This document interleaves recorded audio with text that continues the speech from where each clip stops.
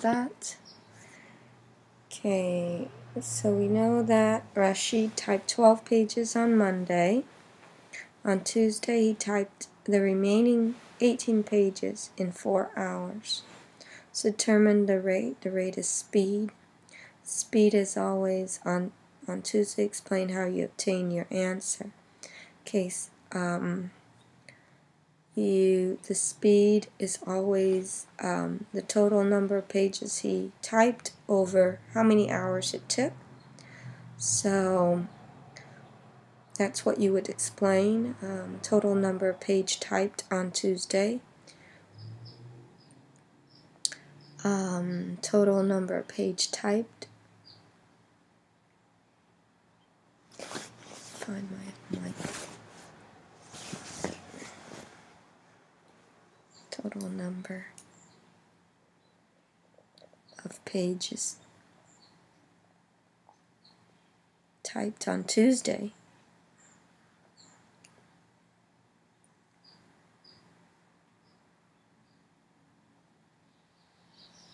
Divided by the total hour. To find how fast he typed per hour, because speed is per hour. It's a unit rate in itself for speed, which is same as slope, which in this case was 4 hours. Total page was 18. Divide that, you would get 4.5 pages per hour for 1 hour. Okay, so if Rashid typed the same rate on Monday as he did on Tuesday, determine the time. They're asking you to do that. He typed to type the entire paper. Okay, so the entire paper is 18 plus 12. 18 for Tuesday, 12 for Monday. Over his speed for one page is 4.5 pages for 1 hour. So that's his speed. So that's 30 over 4.5. Before I would divide this, I'd make this into a whole number, which is times 10 to make it a whole, and times 10 up here, I get 300 over 45. And if I divide that, 300 by 45,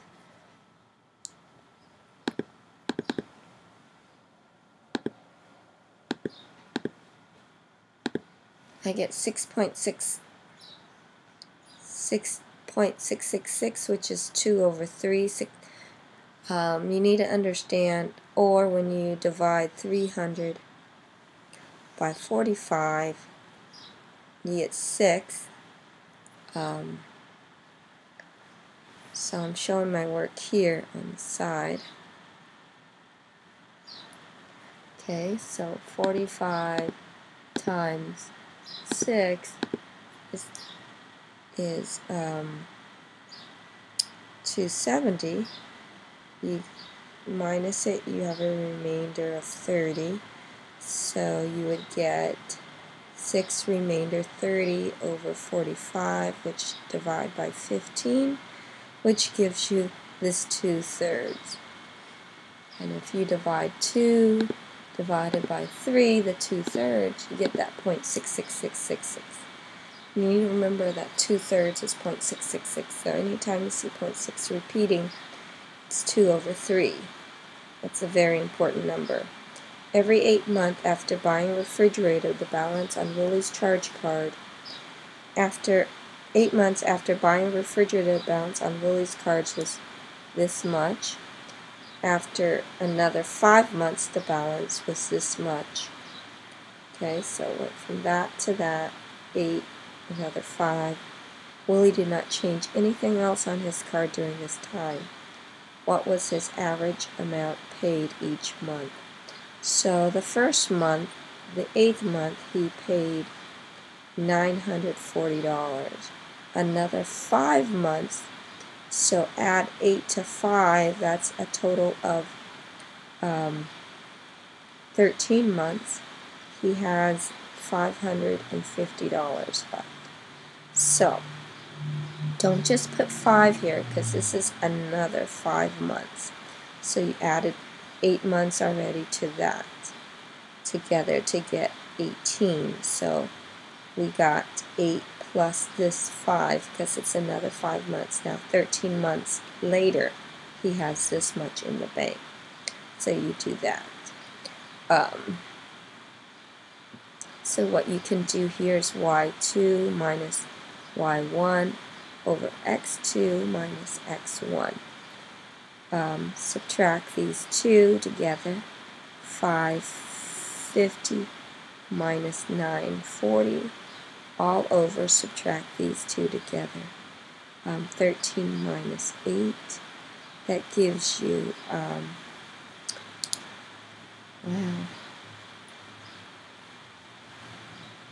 not 400, 390, right? 390 plus 540, yeah, makes 940. Subtract, divide by 5. That this is a negative number because the biggest number is a negative right here. Okay, that's a negative number, and when you divide that,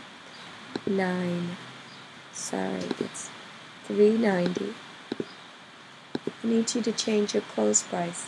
You went to sleep without changing your clothes, son. That's not good. You get a negative $78 each month for 1 month. That's your unit rate. Okay, and this is your rate of change, and this is that unit rate. That means you paid. Your credit went down $78 each month. That means you paid them $78 each month. That's why it's a negative. It's important to understand. You're bringing down your balance each month. You're subtracting $78 each month from whatever the amount you paid for the refrigerator. So you can go back and find how much the refrigerator cost by multiplying 78 times 8 months, and then adding that to the 940 to find the total cost of that refrigerator. Isn't that neat? Alright, so assuming they didn't charge interest, $78. So what was average amount Will paid each month? Okay, the average amount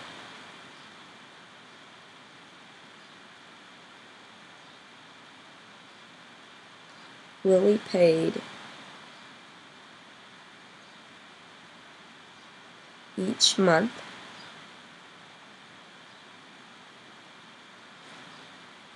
was $78, right? Yes. Towards his credit card.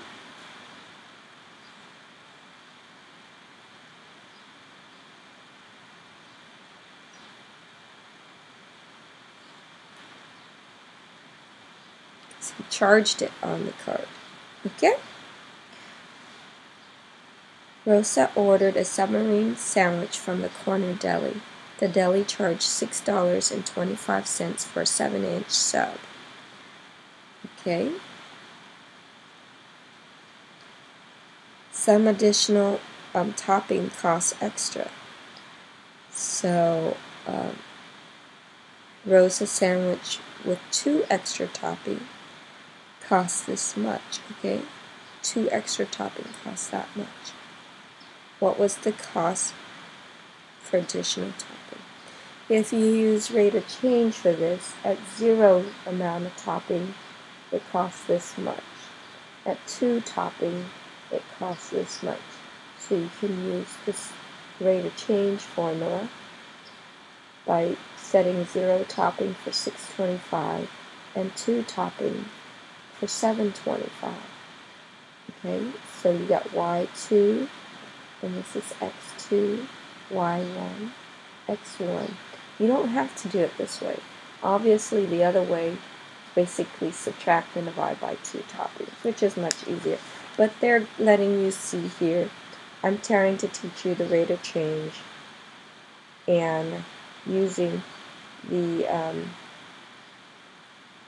formula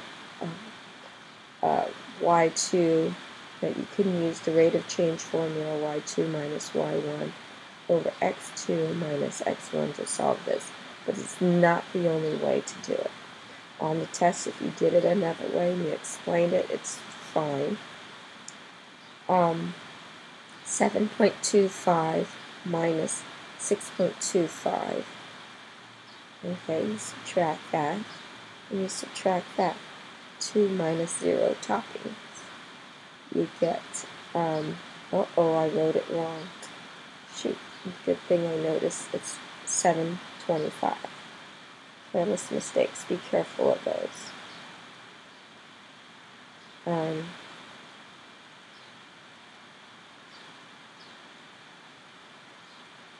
Okay, that leaves you $1.50, right, for 2 toppings. Therefore, if you divide it by 2, it's 75 cents per topping. The rate of change is 75 cents for 1 topping. Roast the sandwich. See, what is the cost for per additional topping? Okay, so we need to answer the question. The cost per additional topping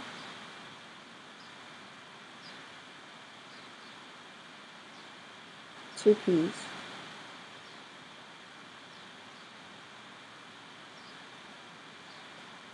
was 75 cents. Okay? Carmen is selling pies at the festival to raise money for her local volunteer fire department. She sells 85 pieces for $12 each. Okay, the supply to make the pies cost Carmen this much. What is the unit rate of the profit made for each pie? Okay, so she's selling at the festival. She sold a total of this much. Okay, 85 pies at $12 each. So this is the profit. 85 times the $12 each. Each pie costs $12. Or best way to look at this is each means times. So 12 times the number of pies at $85. Profit minus cost. Okay, we need to do profit minus cost.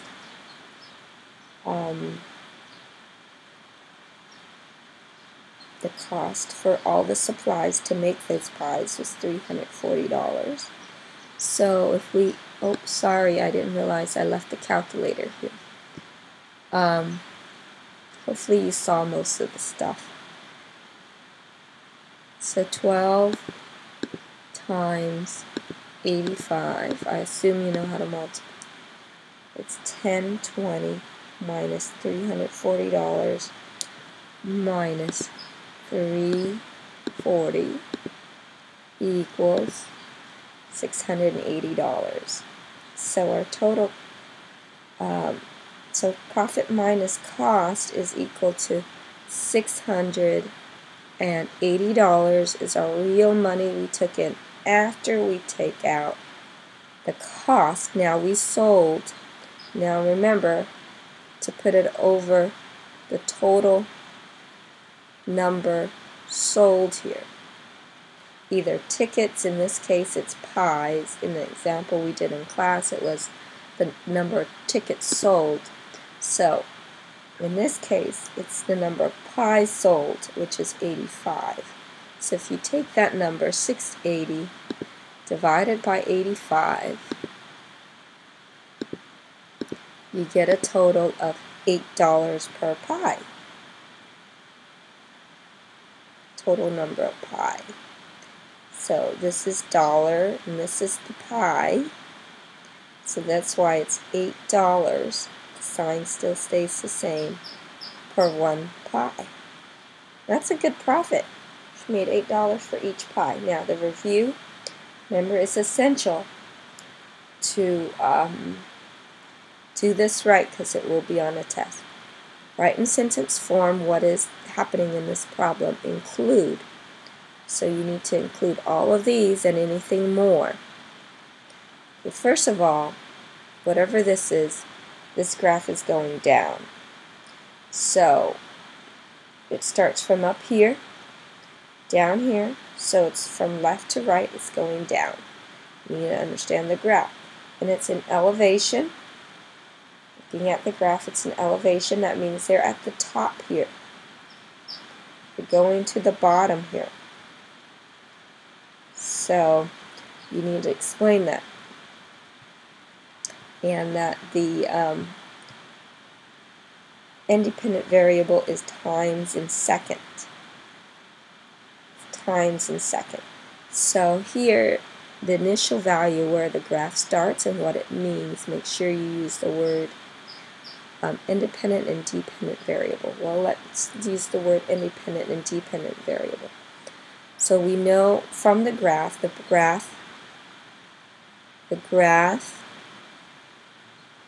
is a negative graph because it's going down.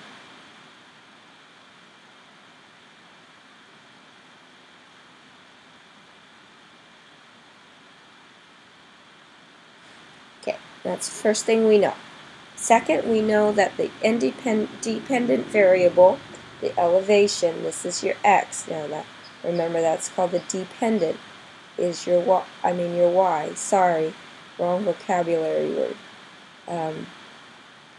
Dependent, your y is the elevation. So, and the dependent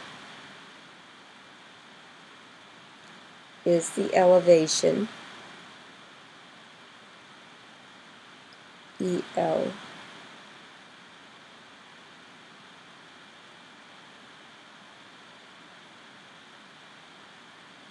in meters, where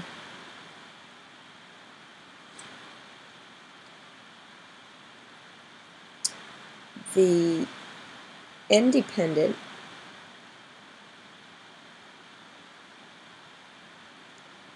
is time in second.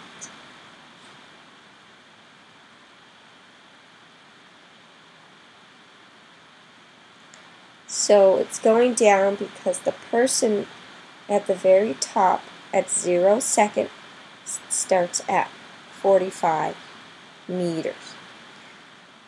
They want to know the initial value. The initial value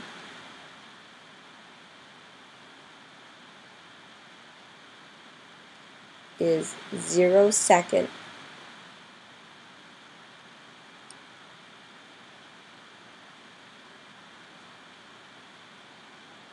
at 45 meters.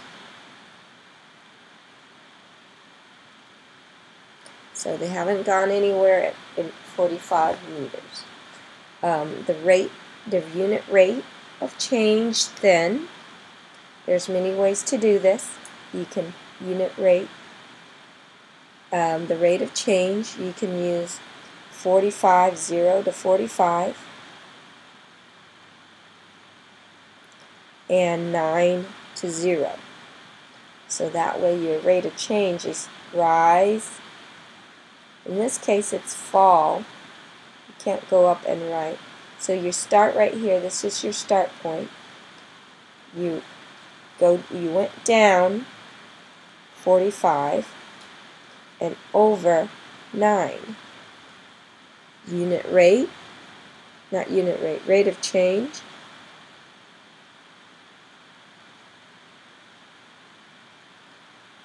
Rate of change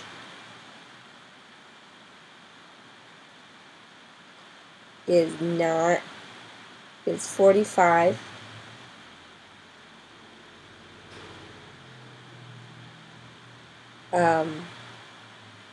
Rise over run. This case it's fall and then run. You can't go up. This is the slope going down. Rate of change is a negative 45 over 9.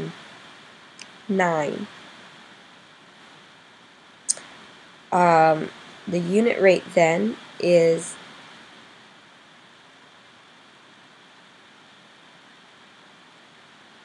negative 5 over 1.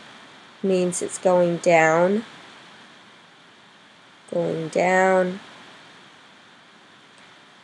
There's not enough room for me to write. 5 feet each second.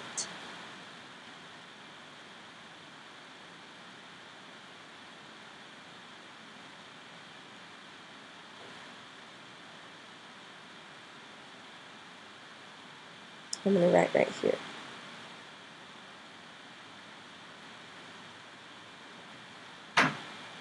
Okay. The final value of the graph, what does it mean? The very end, this part right here, it means that this person got to the ground, the lowest level, surface, in 9 seconds.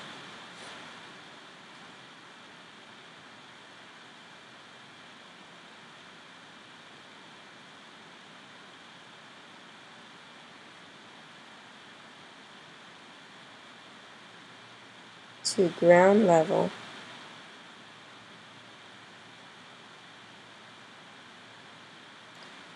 in 9 seconds.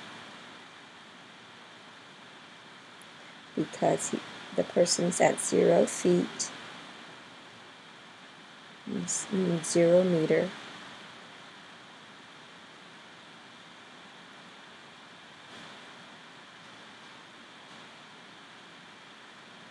That's 0 meter.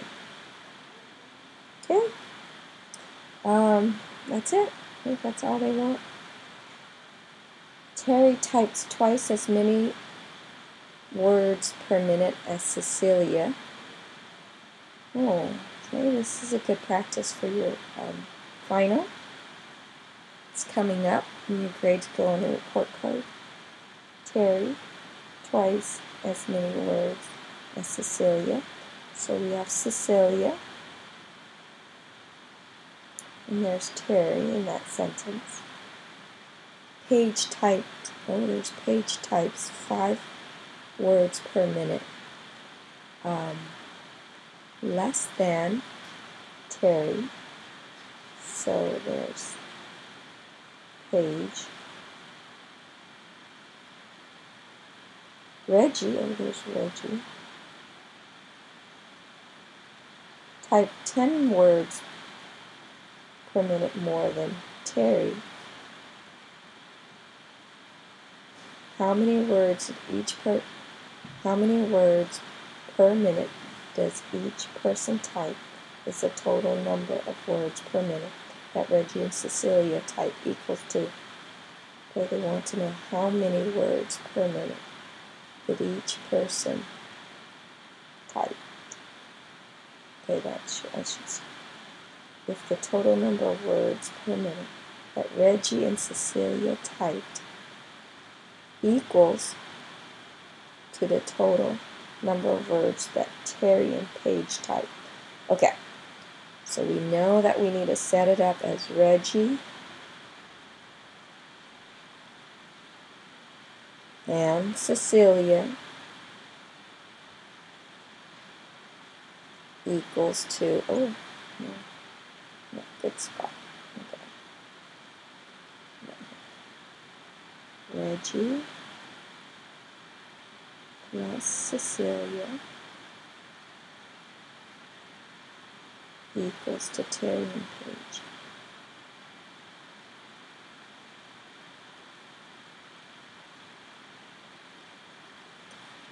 Okay, let's identify Cecilia. Okay, Cecilia, we don't know. So we give it X or N or whatever variable people like to use. Okay? Terry types twice as many as that, so Terry is 2 times Cecilia. Paige types 5 words per minute less than is a minus and then flip, Terry. So Paige is Terry minus 5. Okay, Terry in this case is 2n. Okay, minus 5. Reggie types 10 words more than Terry. So Reggie is 10 plus than Terry. So then you flip, it's Terry plus 10. And we know that Terry is 2n. So we, instead of writing Terry, we write 2n. Okay? That's how we do that. And then we got every expression, so we go set it equal. Reggie is this, 2n plus 10. Cecilia is n, equals to Terry and Paige. Oh, sorry. Terry is 2n, and Paige is 2n minus 5. Let me put this here. Combine like terms. That gives you 3n plus 10 equals to 4n minus 5. Subtract the smaller n. Okay. You got 10 equals to n minus 5. Subtract n. Subtract. Oh, no. Bad, Miss Wilcox. Not good at all. Okay. Plus 5. Plus 5. Oh, not 15. Oh, the carelessness. Then n equals to 15. So Cecilia, n stands for Cecilia, is 15. So we know that if Cecilia is 15, Terry then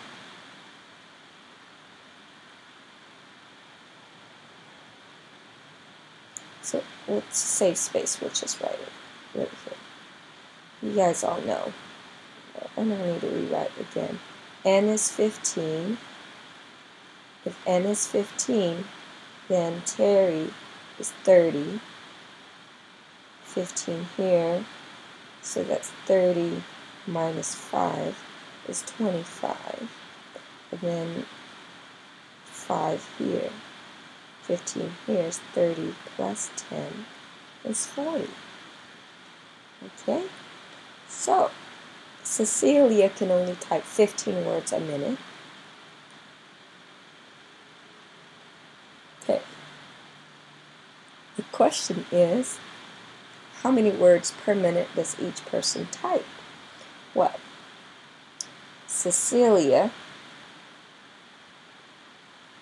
can type 15 words per minute.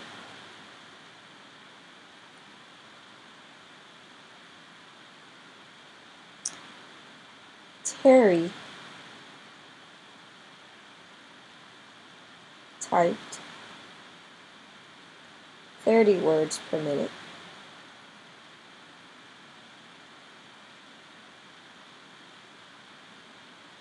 And Paige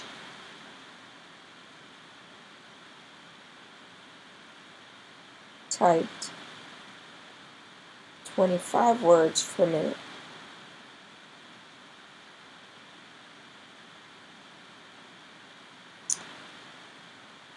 And at the very last is Reggie. He types the fastest, 40 words per minute.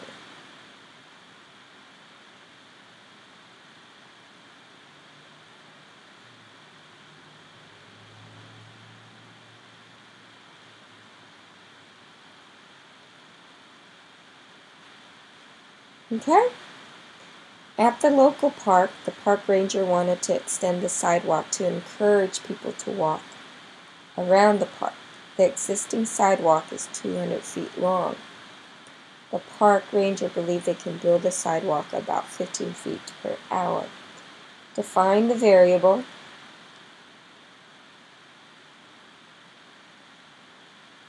for the amount of time that the ranger will work. Then use the variable to write an expression that represents the total number of feet sidewalk can build given the amount of time the ranger. Okay, we got 210 feet that's existing, plus the ranger can build 15 more feet each hour. So per hour, per means time. That's our expression.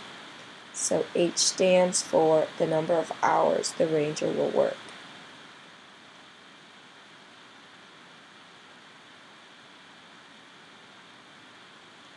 Okay, how many total feet of sidewalk will there be after the ranger worked for 12 hours? Okay, well, that's easy enough. They make 15 feet per hour times the number of 12 hours. Okay, so I don't have to think. Oh, I keep leaving my calculator here, so I hope you guys can see it. It's 180 plus 210 is 390 feet of sidewalk.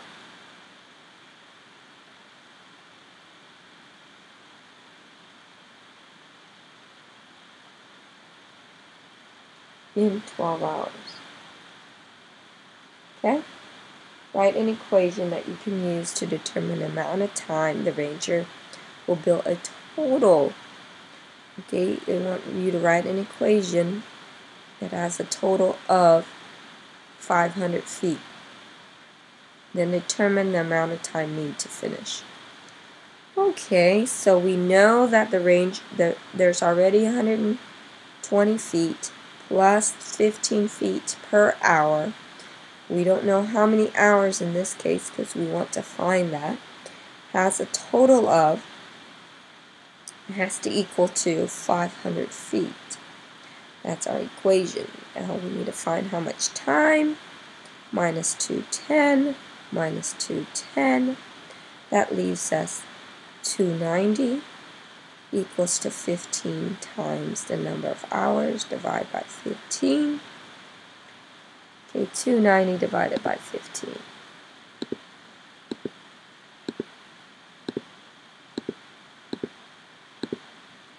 Oh, 19, oh, I shouldn't close that. 19.33333. That's 19 hours and 1/3. Third of an hour, here's how you find a third of, oh no, not $19. Here's how you find a third of an hour, okay? A third of an hour, so we know it's 19 hours. A third of an hour, there's 60 minutes in an hour. So you take that 60 minutes, times it by the third, cancel that, that gives you 20. So that's basically 20 minutes. How did I know a third is, 0.33 is a third? That's something you should know. Because 1 divided by 3 is 0.33333. So when you divide this, you got 19.3333. And 0.33, all you should know, is a third. Very important. So this is 19 hours and 20 minutes. Okay. 19 hours and 20 minutes. Alright, so determine the amount of time it needs to finish. Okay, the amount of time needed to finish. The amount of time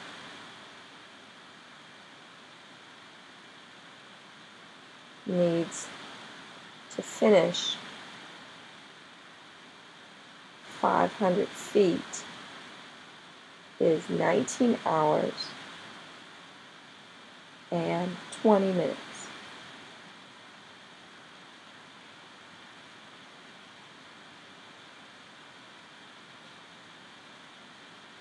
Off on the test, you can't figure out how to turn the fraction into minutes yet.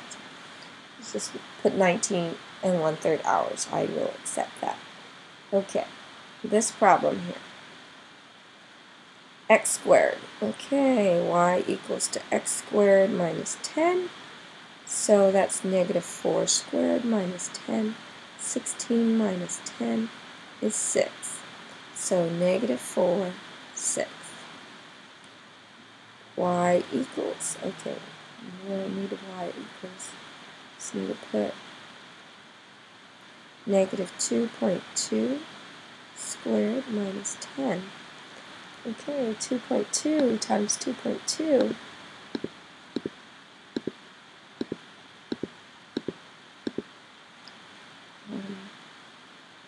4.84 minus 10.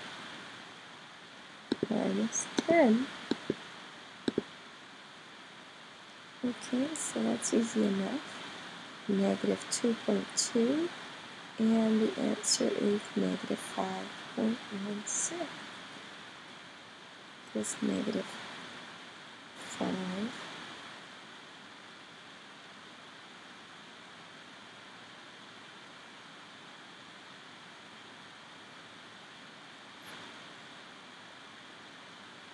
Zero. 0 squared minus 10, that's easy. 0 minus 10 is 10. I mean negative 10, oh my goodness. Negative 10. 0 and negative 10. Okay, 2.2 squared is the same thing as negative 2.2 squared because a negative and a negative is a positive. So 4 minus 10 gets you a negative 5.16. Okay? Then it's 4 squared minus 10. 4 squared is 16 minus 10 is 6. Same thing as up here. Okay?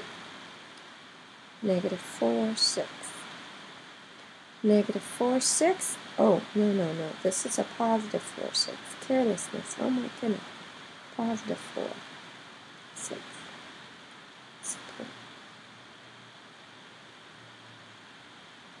Negative 4 and 6. Negative 4, 6 is here. 4 and 6 is here. Okay. And negative 2.2 is negative 2.2 is negative 5.6. There's 5.16 barely there then. Same thing here. 0, negative 10. Oh, all the way down here somewhere. 7, 8, 9, 10. Somewhere here. Negative 10. And 2 and negative.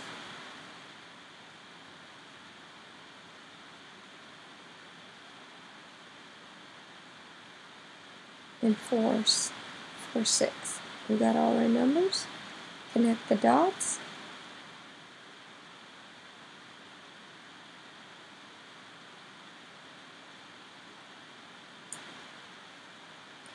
Is your graph a function? Why or why not? It is a function. We're going to use a vertical line test. That means if we draw in our head a vertical line through the blue graph, it only crosses the graph one time. Anywhere you would like to draw a vertical line, you will see that it only crosses the graph once. The graph is that blue graph, not the coordinate plane. The graph is a function because the vertical line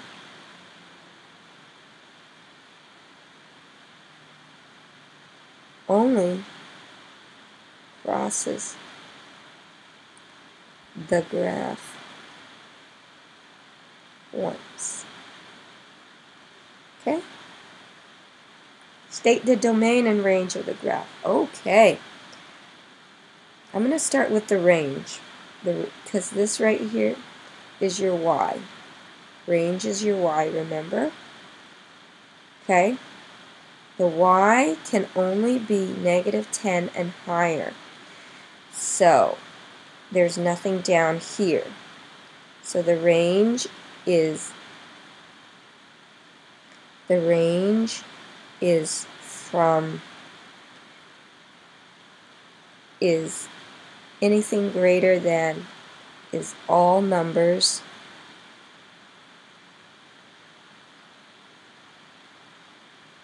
equal to -10. It can be here, equal to -10 or greater. All these are greater.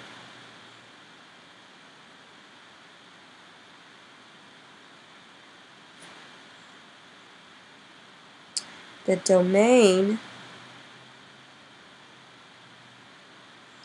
is, well,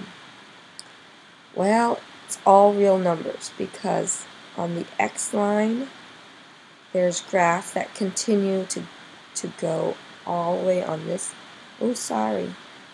all the way on the positive sides and the negative sides. They're everywhere. So domain is all real numbers. The trick to this is finding the range where it starts and ends. If that has has a starting point. The other one, the domain, is always all real number. Or if a graph looks like this, and this was a graph that looks like that, and this is 0 and this is 2, obviously the 2 is on the x, so the domain is 2 or greater than or equal to 2, and the range is all real numbers. Always the other one. For right now, that's the type of domain and range you're getting. Later on, you'll learn more sophisticated one. Oh no, my calculator's still here. Sorry, but that's how you read it. It's very important. Okay. This stuff will be on your test. Talk to you. Any questions? Remember to go back or email me. We're done.